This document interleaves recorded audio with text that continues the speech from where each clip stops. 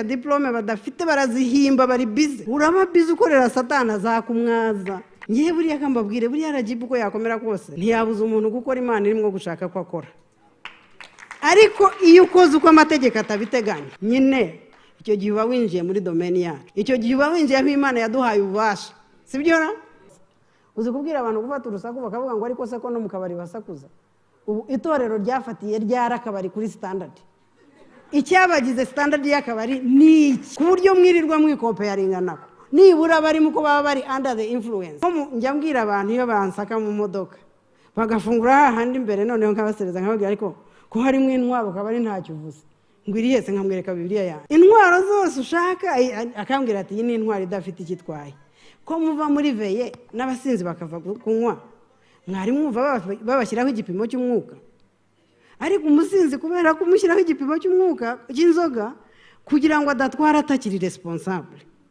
urusaku rw'uwasinzi uruhuza ute n'urusaku rw'uwemera ukajya no muri iyo comparison ukajya no muri ariko n'ubundi akabara usanga karimo abantu bangana gutya nibangaye ariko wowe kudatekereza amahoro kudatekereza kutabangamira undi ni ubukristo koko kuki udatekereza gukunda erega tubyita urukundo ubanza ari ubutumwa butakivuga urukundo mu nshingano zacu byatworoheye kubaza uko amadini ahagaze amadini turi bangahe Kiliziya Gatolika ifite 35%, ADPR ifite 28%, aba Protestanti iri mu kategori benshi bisangamo ni hejuru ya 14%, n'abandi dufite abantu batagera kuri benshi badafite aho basengera dufite n'abadafite uko bemera ariko iyo uteranyije imibare y'abitwa abakristo muri standards mwisangamo bari hejuru ya 80%. Tugomba kwiga nk'abayobozi b'amatorero kugira ibyo tutihanganira kuko icyatugize babi icyagize bagenzi banyu babi nukudacyahwa ntimucyahane hagati yanyu bikadusaba imbaraga kuza kubacyaha mukatubaza icyo tubikorera ariko kambabwire n'ikindi tubikorera nabyo mbibafashe icya mbere mufite hejuru ya 85% y'abanyarwanda sibyo ra nka leta dufite inshingano kuri abo banyarwanda mbere yuko bagera mu ijuru bakwiriye gushobora kuba mu Rwanda mwese tujyana gushyingura mwese mubamurira sibyo ra hari ubwo tujya gushyingura tutarira nukuvuga ko dushimishijwe nuko abantu baba mu Rwanda mu karere mu turere dutandukanye usanga abaturage tubaza batubwira ngo hejuru ya 50% babwirwa nabi bende data abakristo tuvuga nabi babyumvikanyeho niba turi 80%, hejuru ya 80%, kuko abona ashoboye guteranya mbashyize mu matsinda mubarizwamo muri hejuru ya 80%. Nimwumva abaturage bavuga ngo abantu bavuga nabi ku kazi hejuru ya 50%, pasitangira ngo dusubire kuri cya kintu cyo kutakira icya 10. Ubanza hageze ko dusubira kutakira icya 10 sibyo ra bene data tujye tuvuga ubutumwa rimwe na rimwe dukoresheje amagambo ariko akenshi tuba abakristo koko. Irembo Ryera TV, Irembo Ryera TV. K'umugore muri iki gihugu cyacu ngira ngo ni umunsi mwiza cyane kwishimira itorero rimaze imyaka 21 ryerekana iby'agaciro igihugu cyacu kigenderaho, ryerekana ko umurimo ushoboka iyo hari ubumwe. Gitifu yambwiye ngo bo bamenye kera uburinganire kuko Pastor Lili yavuze ngo ntibyashoboka gasinzi nuko bishoboka umuntu atari kumwe n'umugabo we, ariko arangiza aravuga ngo sinzi n'ukuntu bishoboka umugabo uri mu bintu umugore watazi. U Rwanda rufite amahitamo y'imiyoborere ashingiye kuri buri umwe muri twe kugira uruhare. Kugira urwo ruhare ngira ngo n'umwigisha yabivuze ntibisaba kuba uri muri leta uri muri private sector aho uri hose ukwiriye kugira uruhare rwo kubaka igihugu cyawe.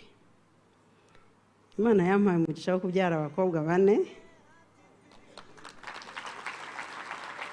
Murumva ko ubutumwa bwo gutegura umugeni ngira ngo ba nyina b'abakobwa babwumva neza kurusha ba nyina b'abahungu. Ariko byanyibukije ko umugeni ntategurirwa muri bridal shower. Ni naho honyine adategurirwa, by the way. Ahubwo umugeni ategurwa naho yavukiye. Nta mugeni uba umugeni mukuru, sibyo ra? Nicyo gituma abanyarwanda kera bafataga umugeni mu muryango, kuko babonaga umuryango bakizera kuzavamwe umuntu muzima. Nicyo gituma tugisaba umugeni tukamusaba umuryango, kuko iyo environment n'iyo climate niyo ituma umugeni aba umugeni nyawe. Ariko umugeni nanone bivuze ko tuba tutitekerezaho. Iyo utegura umugeni uba utekereza ko wazaba kurusha uko wowe uzaba. Uba utekereza kumwubakamo ubushobozi, uba umuha agaciro. Ni nacyo itorero rikwiriye kuba rikora. Mu minsi mike yishize twamenye imibare y'abanyarwanda, turi miliyoni 13. Mu nshingano zacu byatworoheye kubaza uko amadini ahagaze. Amadini turi bangahe? Kiliziya Gatolika ifite 35%. ADPR ifite 28%. Abaprotestanti iri mu kategori benshi bisangamo ni hejuru ya 14%. N'abandi dufite abantu batagera kuri benshi badafite aho basengera. Dufite n'abadafite uko bemera. Ariko iyo uteranyije imibare y'abitwa abakristo muri standards mwisangamo, bari hejuru ya 80%. Bivuze iki rero? Bivuze ko itorero riri ku ruhembe rwo kubaka u Rwanda.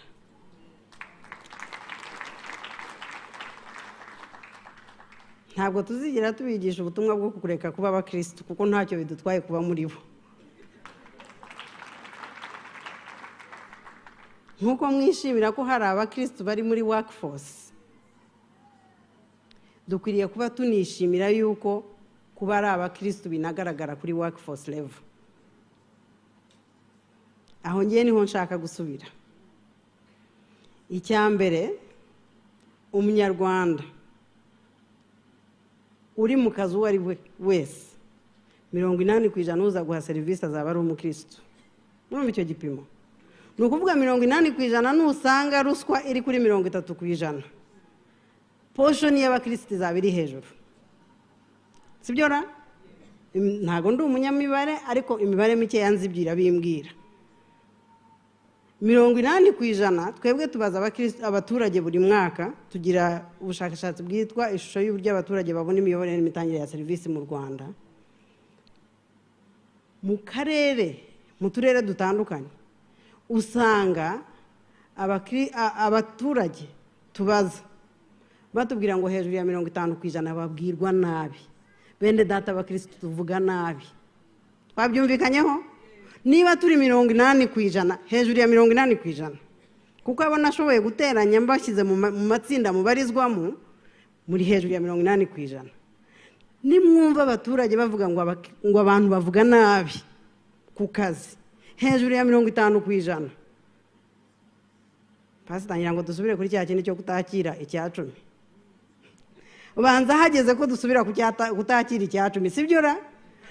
Bende data tujye tuvuga ubutumwa rimwe na rimwe dukoresheje amagambo, ariko akenshi tuba abakristo koko. Kubera iki ndimwo kuvuga ibi?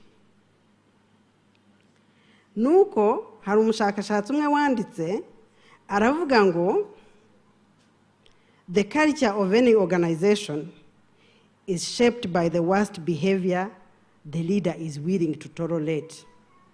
The culture of any organization is shaped by the worst behavior the leader is willing to tolerate. Bashumba bacu, igipimo cy'ingeso mbi zacu mwihanganira nicyo gituma dushobora kugira abakristo 50% bavuga nabi aho bakorera, mu murenge, mu karere, mu bikorera, kuko naho turahabaza bakavuga ko tuvuga nabi. Ndagira ngo mbahe responsibility y'iyo mibare, namwe mujye mudusura ntitukavuge neza tubabonye ngo twe tuvuge nabi haje abandi. Hari iwacu dukorera tubakira kenshi. Twigeze kujya mu rusengero rumwe hano i Kigali, hafi hano, ugomba kuba nawe ari mu murenge wa Kinyinya. Tugenda twigiza abaguzi b'itorero. Itorero ryashyize urusengero ku isoko, abayobozi b'itorero barishyize ku isoko, ariko abakristo bavuze induru turatabara.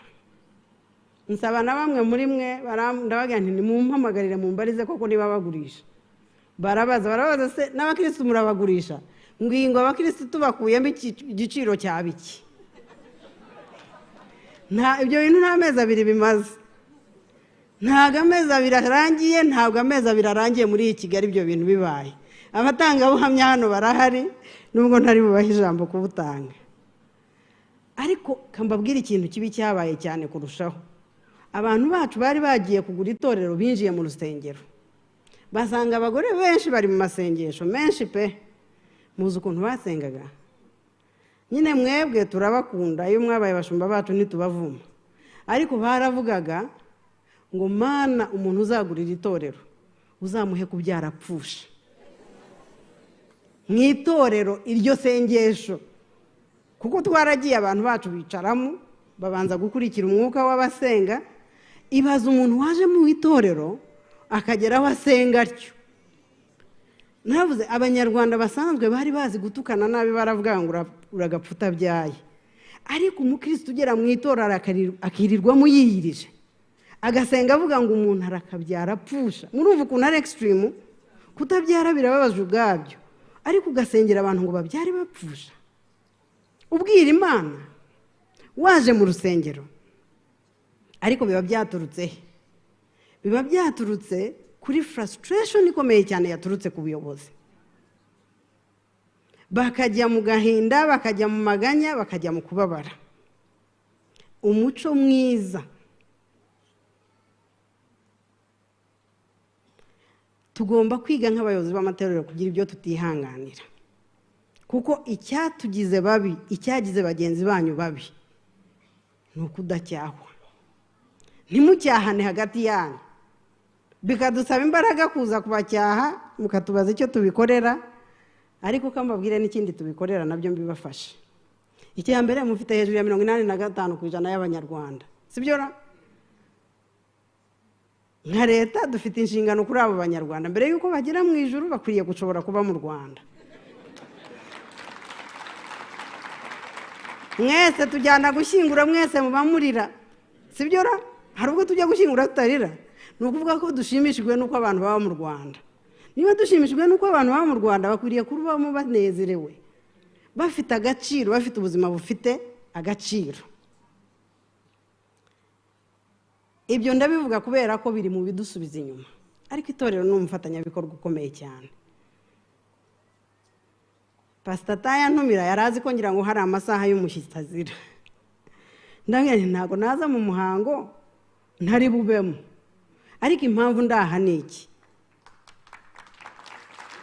Impamvu gitifu w'umurenge araha ni iki? Nuko muri abafatanyabikorwa bakomeye cyane. Iyo mubaye beza dutanga ubuhamya nk'uko executive yatanze. Iyo mubaye abanyantege nke dukora icyo bisaba kugira ngo intege zanyu nkeya zitabica ngo zinice icyo mukwiriye kuba mukora. Ndagira ngo twese hano hari abayobozi b'amatorero bose bakomeye, mufate umwanya mutekereze ngo ingeso mbi zituma itorero rifite imibare rifite, ariko rimwe na rimwe rikagaragara uko rigaragara. Aho ntibishingiye ku ngeso mbi umuyobozi mu matorero ashobora kwihanganira, kuko umuco w'iyi community yitwa abayobozi b'amadini n'amatorero, imibare yabo turi bo nk'abanyarwanda irahari. Tuzakomeza tuyigemo tuyisesengure tunayibahe namwe mumenye abakene bose bafite aho basengera, abakire bafite aho basengera, abize bafite aho basengera, kuko biradufasha twese kumenya uko twubikana. Ariko ndifuza ko twibukiranya ibyo u Rwanda rutihanganira. Ntabwo dushaka kwihanganira ubukene, sibyo? Inzira zo kutabwihanganira ziraha.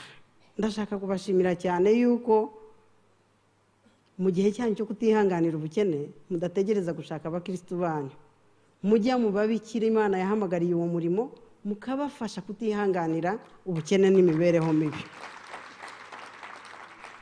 Ko turifuza umunyarwanda ushoboye, kandi umunyarwanda ushoboye, leta ishobora kubaka umuhanda, itorero rikubaka roho n'umubiri, n'undi ubifitiye umutima akaba umubyeyi utari umubyeyi, kuko uko kuzuzanya turagukenereye. Ntago rero nk'u Rwanda twifuza gukora dutatanye. Buri igisobanuro cyacu cy'imiyoborere muri iki gihugu gifite ibice bitatu. Kirimo imiyoborere ishingiye ku muturage, imushyira ku isonga. Ubwo ni umuyobozi muri leta, ni umuyobozi mu madini, ni umuyobozi ahariho hose. Ukwiriye kuba ufite abo wubakiyeho kandi uyobora mu nyungu zabo no mu kubateza imbere. Harimo kubazanya inshingano no gukorera mu mucyo. Cya kindi navuze cy'ingeso mbi dushobora kwihanganira, nicyo gituma n'uwo muco wo kubazanya inshingano no gukorera mu mucyo mu matorero upfa. Kandi ntago bituma Imana iba inyantege nke. Iyo ukoreye mu mucyo n'ubundi by'Imana yagusezeranyije ibikugezaho, ahubwo n'Imana dusigaye tuyifataho ingwate, sibyo? Mu madini no matorero turavuga ngo yaraduhamagaye. Hari umushumba umwe wigeze kutubwira, umuntu yaganirije arambwira ati ariko se wabaye uretse ukitegura ugakora itorero witeguye? Ngo aravuga ngo umwuka ni nk'amazi atemba, ntuyatangira. Ayo mazi se ari butemba arengaho Imana yateganyije? Kandi kuko yararangije tumufungira nyine kubera ko yatembye, ariko agatemba atera isuri twaramufungiye. Kuko nubwo umwuka ni nk'amazi atemba, iyo amazi atembye nabi abikiza, sibyo? Abisuri. Ariko icyo gihe si umwuka uba watembye, tuba twawusize, tuba twitembesheje tukabeshyera umwuka. Kuko Imana kuguhamagara ni nayo nyiribihe, sibyo? Iyo itarimo kugukoresha nonaha kuki uvuga ko itabonye uyikoresha? Ngiye buriya kambabwire, buriya Rajibu uko yakomera kose ntiyabuza umuntu gukora Imana irimo gushaka ko akora. Ariko iyo ukoze uko amategeko atabiteganya, nyine icyo gihe uba winjiye muri domaine yacu. Icyo gihe uba winjiye aho Imana yaduhaye ububasha, sibyo? Hari aho Imana yaduhaye ububasha butuma mukora uko amategeko abiteganya. Iyo mukoze uko atabiteganya, ububasha bwacu bukoreshwa nk'uko Imana yabuduhaye. Icyo uba ukoze uba usuzuguje Imana. To be honest, uba usuzuguje Imana, kuko uba utangiye gushaka panya, uba utangiye gushaka kubeshya. Ubu bamwe baratubeshya diplome badafite, barazihimba, bari bize. Uraba bize ukorera Satani azakumwaza. Yaze kwica, kwiba no kurimbura, sibyo? Azakurimbura nukomeza kumukorera. Ariko ntago twakunda umurimo w'Imana kurusha Imana yawudutumye. Nkuko natwe muri leta tudagiye dukunda inshingano kurusha uko amategeko abidusaba. Kuko kuzikora neza no kuzikorera mu nkingi z'amategeko. Iyo dukoze inshingano hanze y'amategeko tuba tubuze kuba bo turibo. Uyu munsi ni uwo kwishima. Mutagira ngo naje kubabwira bibi, naje kubabwira ibituma tutaba ngo tugire influence dukwiriye. Ariko nababwiye ngo itorero ni ryiza. 65% y'amashuri dufite muri iki gihugu ari mu maboko y'imiryango ishingiye ku myemerere. icyo dusubira inyuma tukibaza turavuga ngo turarera dute 65% twizeye imirerere yayo, dushingiye ku nkingi mwubakiyeho, dushingiye ku ndangagaciro mufite, muzi amahirwe igihugu cyaba gifite. 65% nubwo bimeze gutyo, igwingira riracyari ikibazo. Apostolic Ministry tujye kurwanya igwingira easily, sibyo ra? Tumenye ko nibigenda Compassion International miliyari 50 izana muri iki gihugu, imenye neza ko yubaka ubushobozi, imenye neza ko irwanya igwingira, itagwingiza abapasta. Kuburi amafaranga ashobora kuza kurwanya igwingira mu bana, akarangira gwinjije abapasteri mu mwuka, sibyo ra? Ntibishoboka. Tutabwizanye ukuri, abana bakomeza bakagwingira. Turwanya ubukene mu myaka 10 ya mbere twarihuse cyane, mu yindi 10 nta nubwo twateye intambwe ingana nka rimwe. None se imiryango iri hane ishingiye ku myemerere itari amatorero, itirirwa mu ntambara y'ubukene, bigenda bite? Mutsindirwahe cyangwa dutsindirwahe? Kuko ntago waba ku rugamba ngo we kwibaza ngo natsinzwe nte, sibyo ra? Iyo twirirwa turwanya ubukene, ninde ubwubaka? Ko twe tuburwanya, ninde ubwubaka? Ndabeshya. Kandi bajumba ntago amatura agabanuka ariko ubukene buriyongera muri community. Tubyibazeho, sibyo ra? Tutazaba amaboko atera ubukene,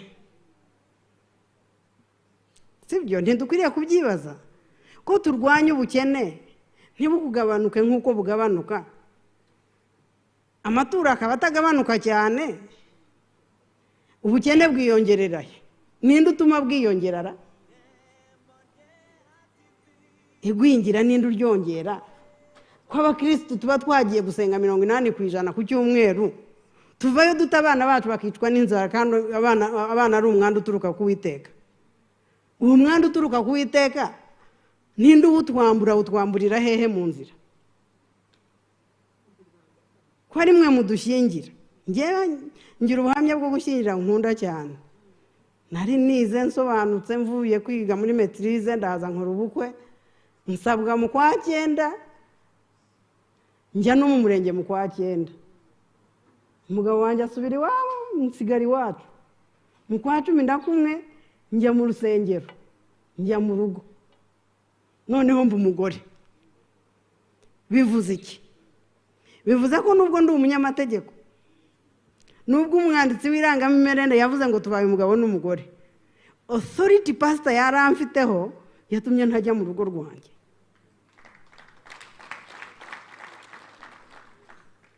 Iyo authority murumva ikivuze kuri mwebwe?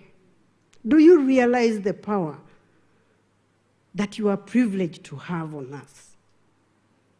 Iyo power na privilege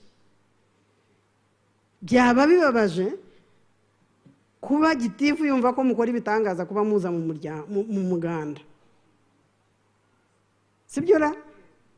Kuko iyo authority mudufiteho, kuki mutayitugiraho tukareka kurya ruswa? Kuki mutayitugiraho tukareka kuvuga nabi ku kazi? Kuki mutayitugiraho tukitabira iterambere? Really, iyo authority izatugeza mu ijuru niba itatugeza mu Rwanda. Honestly speaking, iyo authority mu Rwanda murabona itugezamo. Noneho mere kuri icyo, murabona itugeza ku Rwanda rutagira ubukene kuri 2030. Ubundi niho twashyize.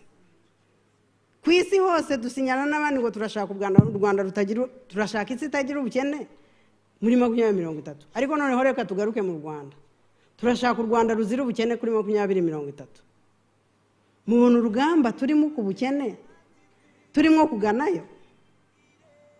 Cya kiganiro cyo guta amashuri, aba bayobozi b'inzego zibanze bararondogoye, ariko 65% y'amashuri bata nayanyu. ubu gitifu kucyahangayikishijwe nuko bataye ishuri ryawe kandi amenshi leta ibaha n'amafaranga yo kuriha sibyo na ikakurihira abarimu kuri yandi dufatanya 50 na kangahe ku ijana ikakurihira abarimu ikagukorera ibyo ikaguha abanyeshuri sibyo na Compassion na World Relief na World Vision n'abandi bakaguha ibikorwa remezo mugahera mu ntambara z'uburyo bigurwa n'ubwo bitagurwa ene data kwa nta mubyeyi urananirwa kugura igitabo kuki igitabo cyaje kugurwa giciye muri Compassion kinanirana haba habaye iki kuki igitabo cya World Vision kiba intambara kuki umupira wa sweater ndashaka kuvuga iki ndashaka kuvuga ko ubufatanye bwacu twese niho hari imbaraga n'amaboko yacu hano hantu nahumviye amagambo meza cyane amagambo y'ubufatanye muri ya mahitamo u Rwanda rwahisemo yandi navugaga harimo no kuba umwe kandi no muri droit tugira ikintu nkunda kuvuga mu gifaransa nubwo ntavuga igifaransa cyinshi ariko ngira terme nkunda yo mu gifaransa muri droit pénal association de malfaiteurs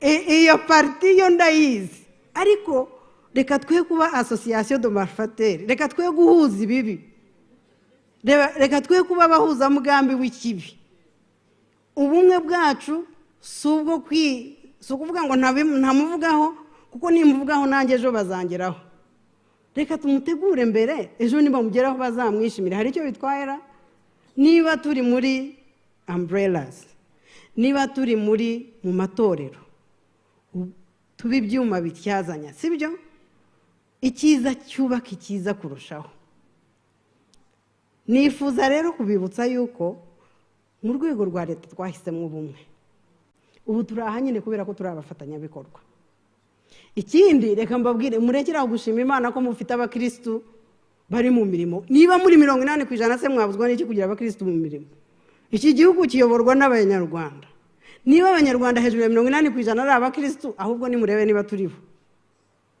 ngewe ntimuzakomeza kumbwira ko ndi umukristo ahubwo muzambaze niba ndimwo kuba umukristo koko kuko uko munsunika kuba umukristo mwiza niko mwizera ko nzabaha service nziza niba mwarahuje kuba umukristo no gutanga service sibyo na niba mushaka guhuza kuba umukristo no gutanga service rwose mujye mumbwira mutari ku mukristo ibi ntakwiriye kuba bikora ariko twebwe na ruswa murayiduha hariya nuko tutayakira bene data baza kutubwira nyine ibidakizwa hari abaje barambwira ngo bansengere ndababwira nti ntago bishoboka rwose nta autorité ibintu tugiye kuganira ntibibaha autorité morale yo kunsengera ntago muri bunsengere ngo wanze Imana ntashwi ubuhamya nabahamagariye buraho uburenganzira bwo kunsengera mwebwe ntibishoboka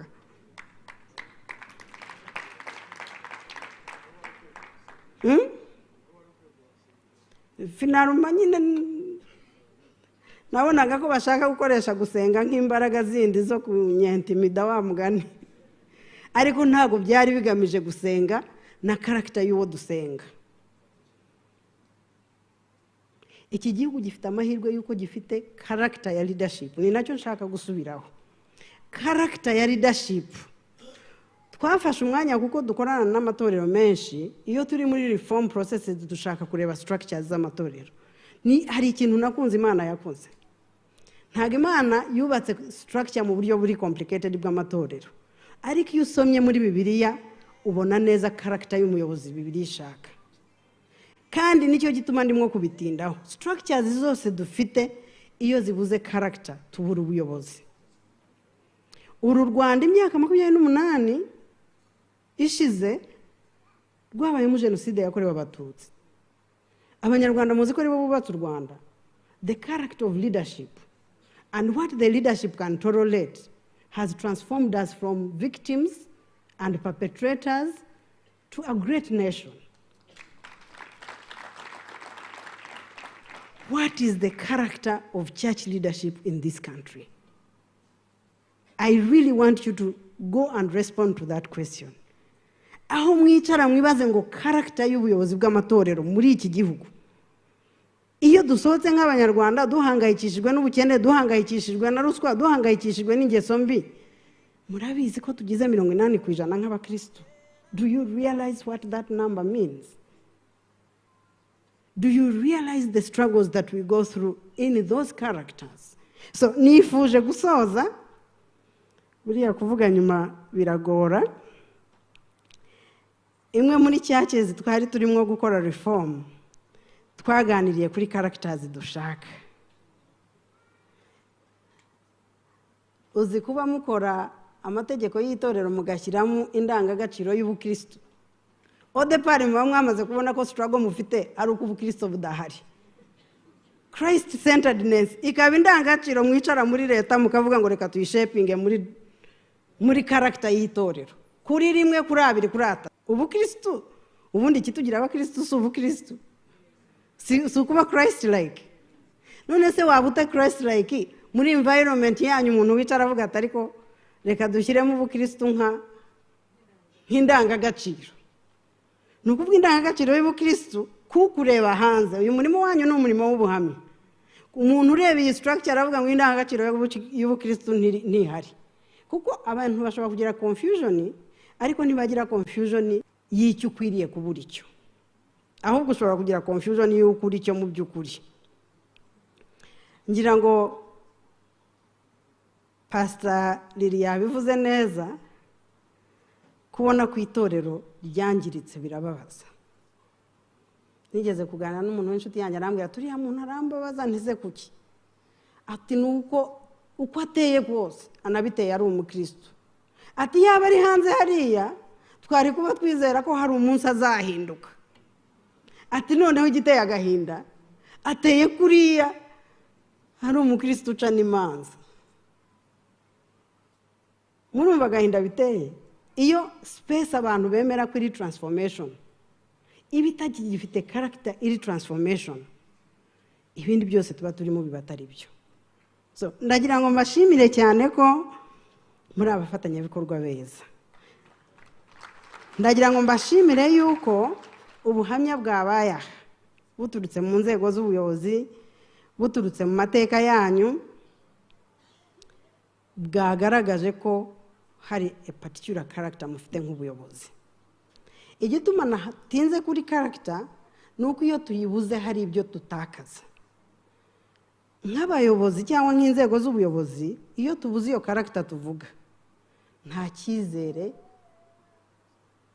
kibyakoreka kibaho. Abo turi kumwe nabo batera icyizere ubuyobozi. Ndabashimira yuko uyu munsi abo muyobora bakibafitiye icyizere. Nta rwandiko rwanyu turabona rwo kubura icyizere. Abari aha mutaza kurwandika ntago ndushaka rwose.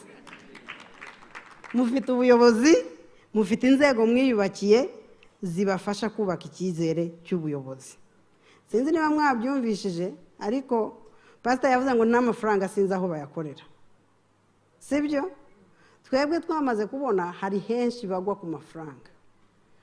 Mukavuga ubuhamya mugakora ibitangaza, ariko twajya kureba amafaranga tugasanga mwarahirimye. Kandi bakristo kambahindukirije namwe mukabafasha guhirima. Bakabeshya ntimunabegere mumubwire ngo ariko mushumbura beshya we ntago ndi bivugire kuri mikro, ariko ibi ngibi giyewe nawe tuzi ukuri kwabyo. Nashaka kwirukana ariko basi wamubwiye kuzi ukuri ko ayo mafaranga yayibye cyangwa yayisa yataraye. Nabonye hari ibintu namenye vuba mu matorero amwe, hariya ngo n'icyaha n'ibicumuro. Ndavuga nti se bitandukanira he? Noneho bakatangira kunsobanura ngo kimwe kiraremereye ngo ikindi ntikiremereye. Nkababwira ariko ngiye Bibiliya nzi kwimbwira ko Satani ari we icyo cyaha cy'igicumuro cyo gituruka kwande. Kuko niba ari simplified version y'icyaha, ariko ugasanga itorero ryabaye leta kuko rizi amakosa ataba icyaha, ariko ubundi mu byo mwemera yo yakabaye ari icyaha. ariko ryabaye modifiye. So ndifuza ko rwose ndashima ko hasengewe pastor agashengerwa n'abakuru b'itorero, muri amaboko akwiriye kubakana ubuhamya bwanyu.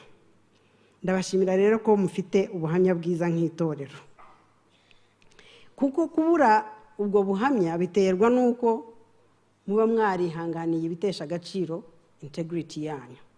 Ibyo kutabyihanganira niko kubaka ubuyobozi bukwiye. Icya kabiri, rwose kuba dufite abakristo benshi tukaba tugifite n'ibintu duhangana nabyo, byo isi niko iteye guhangana n'ibibazo. Ni nako twubatse dukwiriye kubaka guhangana n'ibibazo. Ariko izina itorero rifite, mujye mumfasha namwe mwiyumve, sibyo? Murekera aho kwiyumva mu buryo bw'ijambo gusa, mwiyumve no mu buryo bw'ubuhamya. Ubundi ibi bintu mukora ni ibintu bijyana n'ubuhamya, sibyo ra? Integrity n'umuhamya ni ibintu by'ingenzi, kuko izina ryanyu si ryo ripfa. Nuko iry'Imana riremereye kuresha iryanyu, ariko n'iry'Imana rirahakomerekera. Harabona abwiye ngo ngenda ashaka ko murekera aho kwita abakozi b'Imana gusa, mukajya muvuga ko mukora iwanyu, sibyo ra? Kuko hari ubwo kuba umukozi bigira attitude yindi, nta relationship iri direct. Ukaba umukozi w'Imana ariko ukibuka ko n'Imana ari so igira na character.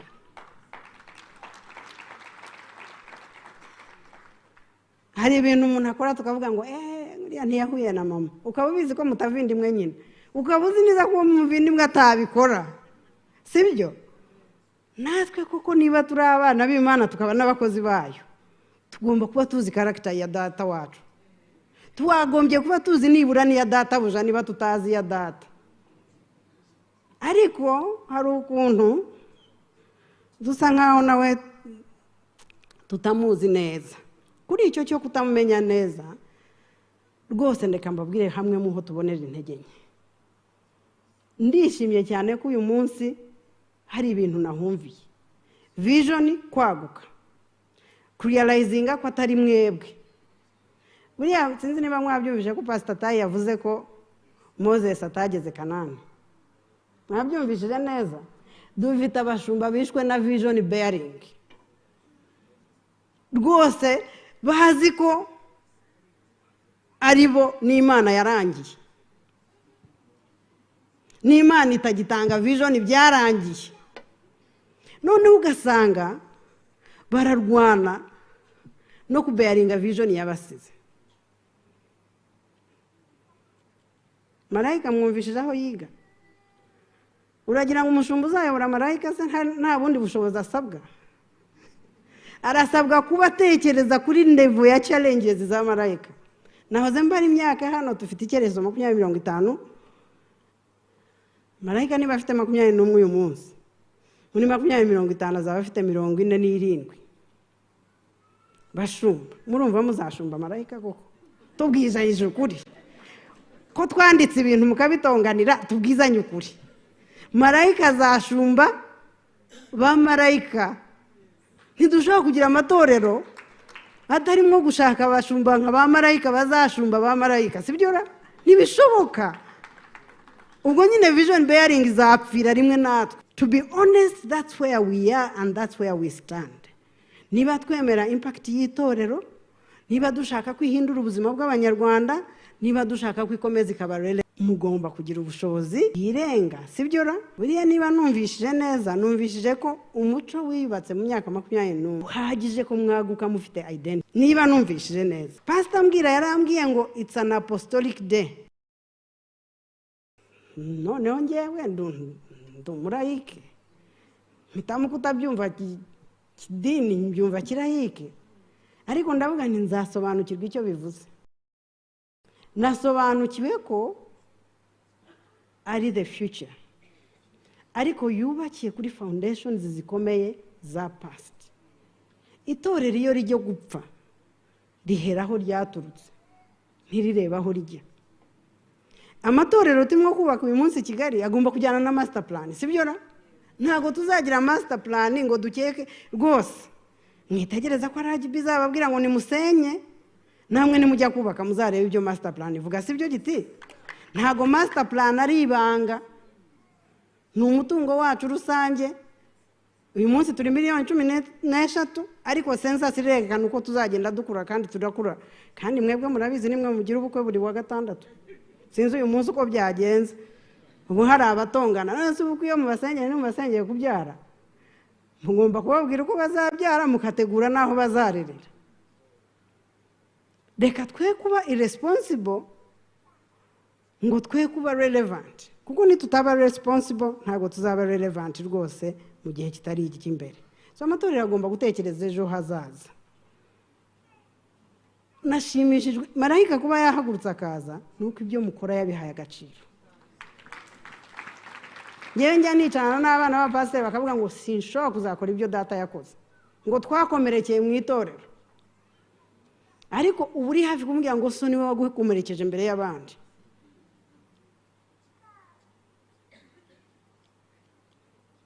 Kubera iki? Kubera yuko relevance y'itorero ni mu rusengero ariko ni no mu rugo n'ahandi. Nsoreze kubabwira ko ibyo gukora bigihari byinshi cyane. Ibaze ko tukirwana n'ubukene. Pastor Lili, abakobwa babwire ubu ngubu turi 52%. None se umuntu yafite 52% n'abakwiriye kuba ari mu murimo. Challenge kwa kundi warebye Christine, mentorship is core. Dukwiriye kumenya ko abashumba baturerera natwe dukwiriye kuba turi mu barera. Bityo leadership kwaguka ikagera ku bagore, ndabisengera amatorero yose kuko nicyo kizatuma akomeza ari relevant. Turi 52%, dufite n'andi mahirwe adasanzwe nshaka kubabwira. Buriya turi mu Rwanda ntitubizi ko tutari ku isi. Ntitujya tuvuga ngo inteko yacu ifite 61%. Muzi average y'inteko abagore ifite ku isi 26% yasi yose, za miliyari 7 z'abatuye isi hafi 8.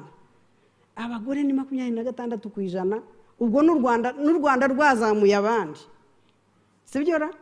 Twafashe inteko zishinga amategeko ziri ku isi tukazana 61 yacu. Baratumanura tukajya kuri 26%. Kandi abo nibo barera, nibo bubaka umunyarwanda ushoboye. Ni ngombwa ko amatorero rero yita ku bagore nayo akabashoboza, kuko nibo bazubaka umunyarwanda ukwiye.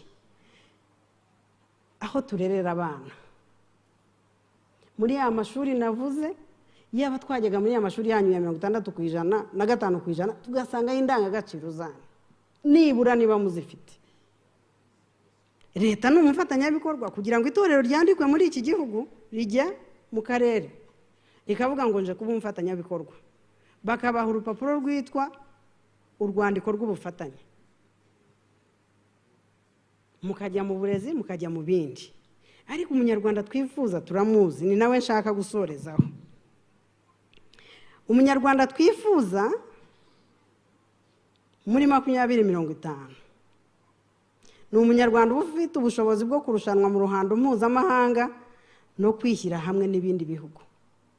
Niba ufite 80%, possibility y'uko umuntu uzayobora u Rwanda buri gihe azaba ari umukristo iri hejuru, sibyo? Muramutegura. Kuko mutegura uzayobora urugo, mugategura uzayobora umurenge, mugategura uzayobora umudugudu, mugategura mbese ubu dufashe ibarura ry'abayobozi b'imidugudu.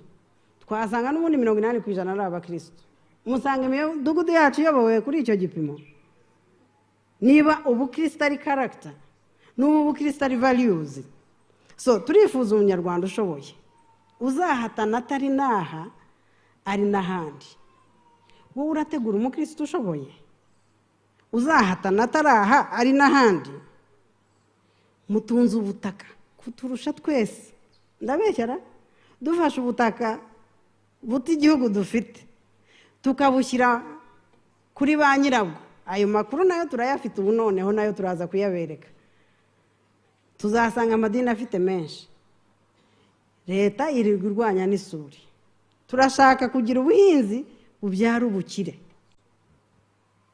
Abakristo banyu murabigisha guhinga bibyara ubukire. Abo mufite Gatsibo, aho Omega iri umuntu ajya mu murima wabo agasanga urimo umugisha n'ubwenge. Ariko murumva advantage tugira nk'abakristo, ubundi umuntu akwiriye kujya mu murima w'umukristo agasanga harimo ubwenge n'umugisha, sibyo ra? Gitifu gisangayo, ugera ku murima w'umukristo ugasanga harimo ubwenge n'umugisha. Nase mugira ngo imigisha yabaye mike cyangwa ubwenge bwabaye buke? Icyabaye gike muri ibyo ni iki?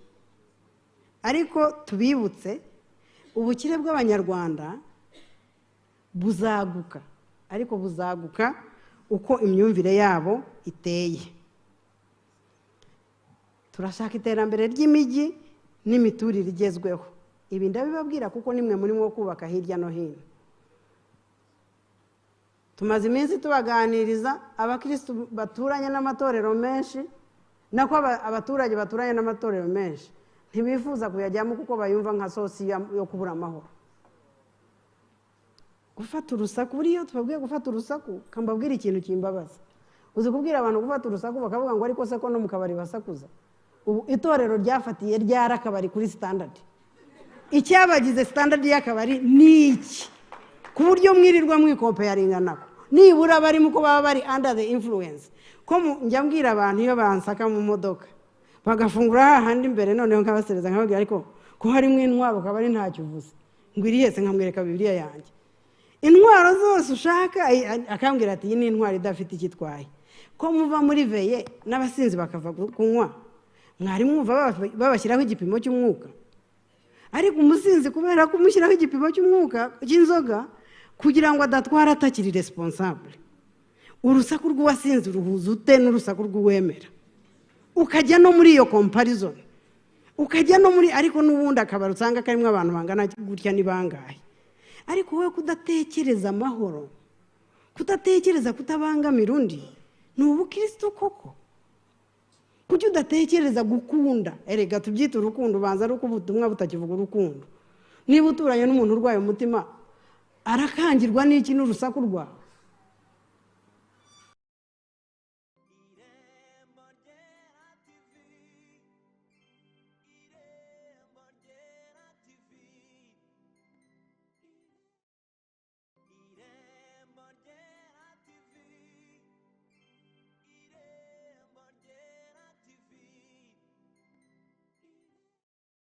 Irembo Ryera TV, Irembo Ryera TV,